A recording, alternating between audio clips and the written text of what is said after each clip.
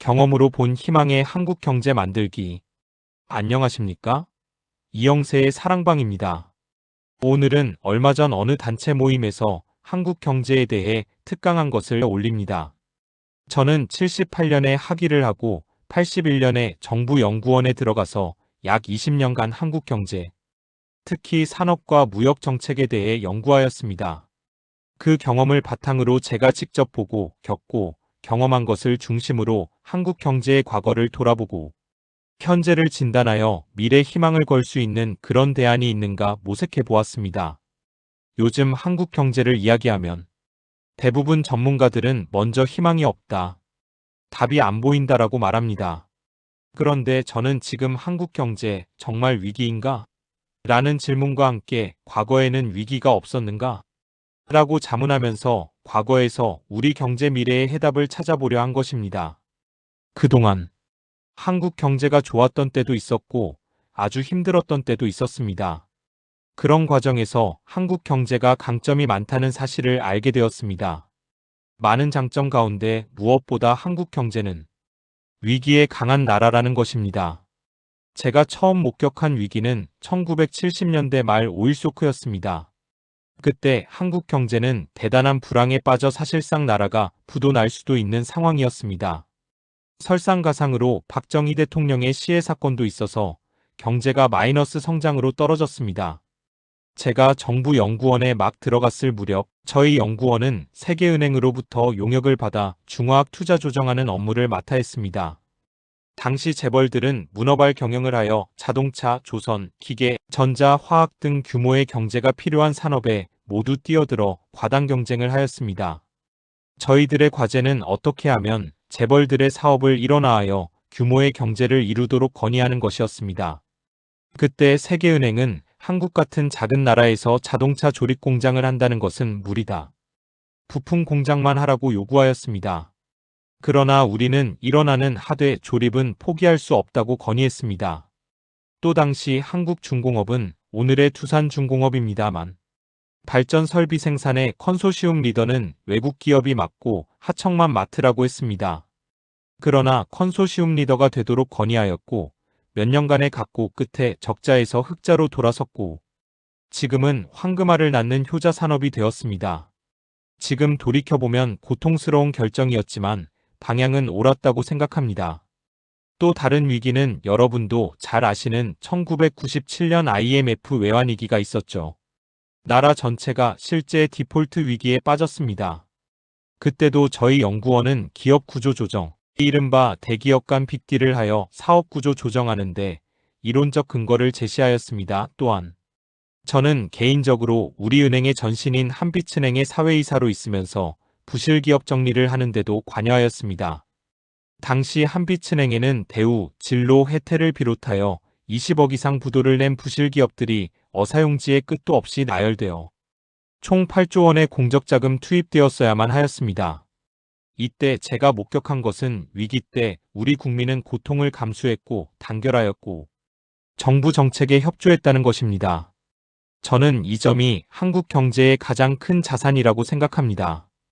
두 번째로 말씀드리고 싶은 것은 과거 우리나라는 운이 좋게도 앞을 내다보는 리더십, 즉 룩포워드하는 리더십이 있었다는 점입니다. 고 박정희 대통령은 당시 미국 국제기관, 학계, 언론 모두가 반대하는 중화학 투자를 결단하였습니다. 당시 아시아 사령 중 대만이 우리보다 소득이 높았는데 그것은 중소기업을 육성하여서 그렇다고 하면서 우리도 중소기업을 육성해야 한다고 주장하는 언론과 전문가가 많았습니다. 또 전두환 대통령은 안정화 정책을 밀어붙였습니다. 긴축을 하여 모두가 힘들었습니다. 그러나 내실을 다지는 기회가 되어 한 자릿수 물가 안정을 이루었고 두 자리 성장과 국제수지 흑자까지 이루었습니다. 두 분 모두 당시 인기 없는 정책을 밀어붙였습니다. 그러나 멀리 내다보는 안목으로 현재의 고통을 이겨낸 것입니다. 세 번째는 루킹 아웃워드하는 한국 기업이 있었다는 것입니다. 한국 기업은 내수에 안주하지 않고 처음부터 수출했고 해외로 나갔습니다. 물론 여기에는 정부가 수입 자유화 정책으로 끊임없이 기업에 자극을 준 면도 있었습니다만 우리 기업은 세계 시장에서 외국 기업과 경쟁하는 것을 두려워하지 않았습니다. 이게 바로 한국 기업의 DNA입니다. 그 결과 한국은 5대양 6대주에 한국 제품이 없는 곳이 없는 제조업 강국이 되었고 선진국 문턱까지 올라왔습니다. 돌이켜보면 지난날 한국 경제의 영광은 위기와 도전을 두려워하지 않고 극복해온 역사라고 해도 과언이 아닙니다. 그런데 지금 상황은 어떤가요? 여러분이 잘 알다시피 분명히 쉽지 않습니다. 우리는 다시 대내외적인 위기와 도전 앞에 큰 변곡점에 서 있습니다. 가장 큰 도전은 미국과 중국의 패권 경쟁입니다. 과거 WTO 체제에서 미국은 세계를 상대로 시장을 제공하였고 중국은 최대 수혜국이었습니다. 그 결과 중국은 미국에 대해 최대 채권국이 되었고 미국은 중국에 대해 최대 채무국이 되었습니다. 미국은 트럼프가 등장하여 어메리카 퍼스트, 자국 중심 전략으로 전환하고 중국을 견제하기 위해 첨단 기술, 공급망, 에너지, 무역을 모두 전략 자산화하고 있습니다. 그동안 우리나라는 비교적 순탄한 세계 환경하에서 경제를 성장 발전시켜 올 수가 있었습니다. 그러나 미중 패권 경쟁으로 세계 시장은 분절되었고 또 경제만 생각할 수 없고 경제 안보를 동시에 고려해야 하는 복잡한 환경에 놓였습니다. 한국은 경중한미 즉 중국과는 경제적으로 거래하고 안보는 미국에 의존하며 어부지리를 취해왔습니다만 이제 더 이상 이런 상황은 허용되지 않고 있습니다. 아주 어려운 위치에 있습니다. 지금 우리는 고래 싸움의 새우로 남을 것인가 아니면 고래의 등에 올라타는 전략을 취할 것인가 라는 선택의 기로에 서 있습니다. 여기에 더해 경제 안보가 중시되는 시대에 접어들었습니다. 우리는 주변에 미국, 중국, 러시아, 일본 플러스 북한에 둘러싸여 있습니다. 이들 나라가 북한은 말할 것도 없고 모두 국방력을 강화하고 있습니다. 이제 전쟁의 모습도 바뀌어 과거처럼 총과 탱크만의 재래전이 아니고 하이브리드 전쟁, 즉 AI 기반 정보전, 사이버 공격, 우주전이 일상이 되고 있습니다. 공급망을 끊고 기술을 제한하고 자원을 통제하는 총성 없는 전쟁이 일상화되고 있습니다.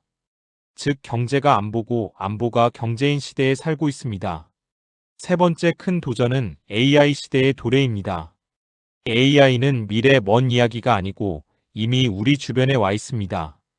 생성형 AI인 챗GPT나 제머나이에 이어 피지컬 AI 즉 로봇은 생각보다 훨씬 빠르게 진행되고 있습니다.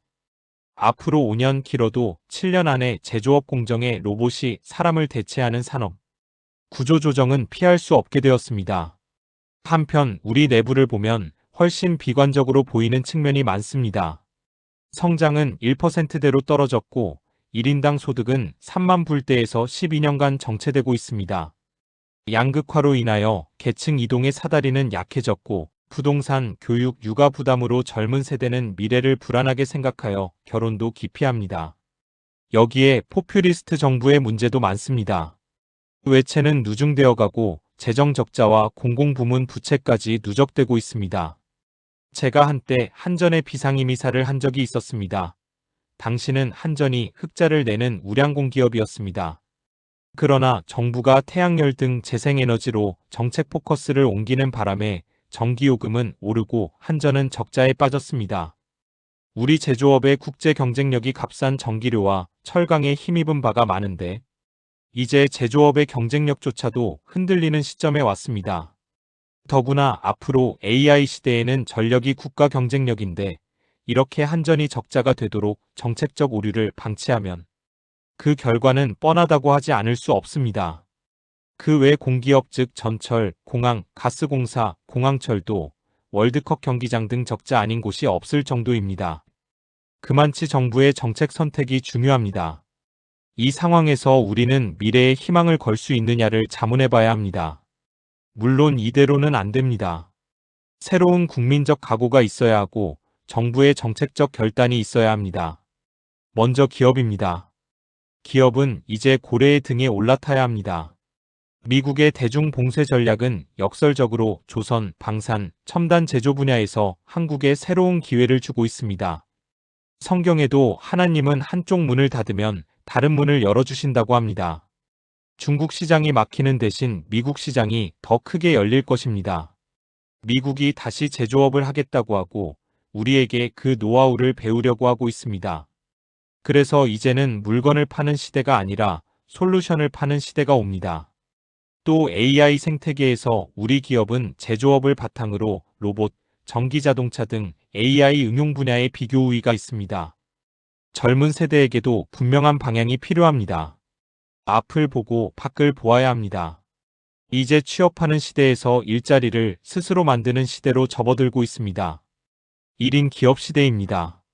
AI에 대체되지 않는 영역 즉 스포츠, 엔터테인먼트, 예술, 문학 등 개인기가 필요한 영역과 대인 접촉이 많은 서비스 부문, 그리고 AI를 다룰 수 있는 데이터 분석가, 프롬프터 등의 길이 있습니다. 또 세계를 보고 글로벌 틈새 시장을 파고 들어야 합니다. 정부의 역할도 중요합니다. 질서 있는 구조 조정, 즉 퇴직하는 근로자에게 충분한 보상과 재교육이 필요합니다. 그렇게 할 수 있습니다. 로봇의 생산성이 인간의 노동 생산성보다 훨씬 높기 때문입니다. AI 데이터 센터와 원자력 인프라 투자는 피할 수 없는 과제입니다. 이것은 정부의 몫입니다. 국방 역시 첨단화와 전략적 선택이 필요합니다. 그러기 위해 국방비가 증액되어야 합니다. 무엇보다 후세대를 위해서 재정 건전성은 절대 놓쳐서는 안 됩니다. 이제 마무리하겠습니다. 한국은 위기 때마다 스스로 길을 찾았고 극복한 나라입니다. 제조업 혁명과 정보통신혁명을 잘 극복한 나라입니다. 다가오는 AI 혁명도 우리의 선택에 따라 극복할 수 있습니다. 하늘은 스스로 돕는 자를 돕는다. 그리고 성경 말씀처럼 여호와를 앙망하는 자는 새 힘을 얻으리니 독수리가 날개치며 올라감 같을 것이요. 모든 은혜의 하나님이 잠깐 고난을 당한 너희를 친히 온전하게 하시며 굳건하게 하시며 강하게 하시며 터를 견고하게 하시리라. 저는 한국 경제의 회복 탄력성을 믿습니다. 하나님의 보호하심과 도우심으로 제2의 도약을 할 때입니다. 경청해 주셔서 감사합니다.